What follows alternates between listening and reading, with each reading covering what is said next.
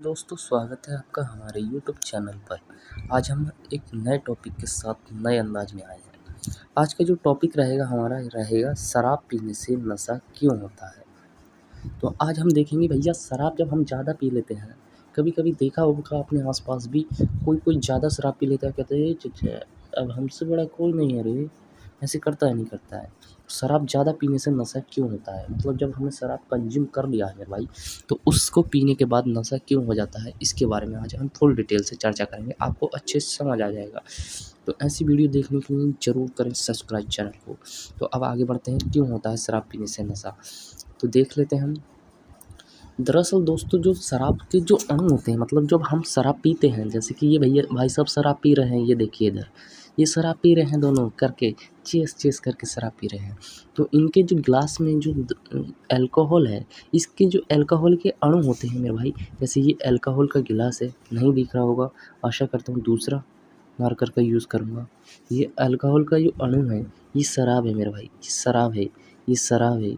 ये शराब है, तो इसके जो अणु होते हैं बहुत छोटे-छोटे होते हैं, जैसे वाटर के अणु बहुत बड़े हैं, मगर वाटर के अणु से भी छोटे-छोटे होते हैं, निक्के-निक्के बहुत ही छोटे-छोटे होते हैं। तो ये जल्दी-जल्दी क्या करते हैं मेरे भाई, ये जो छोटे होने के कारण जिस कारण ये हमारे ब्लड सर्कुलेट हो रहा है, ब्लड सर्कुलेट हो रहा है हमारी वेन्स में।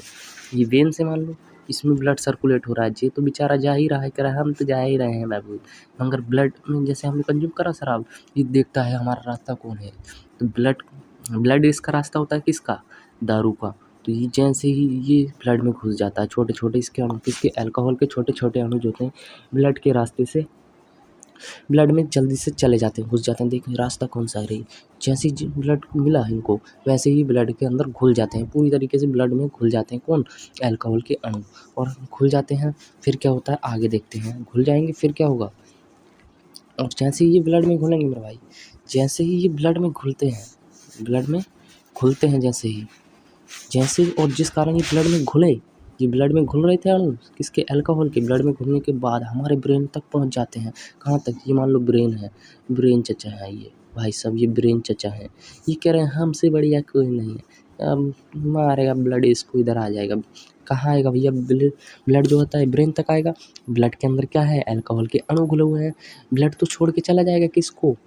अल्कोहल के अणु को। किसके पास? भाई साहब ब्रेन के पास, कि तुम सँभालो हमारा बस का नहीं है।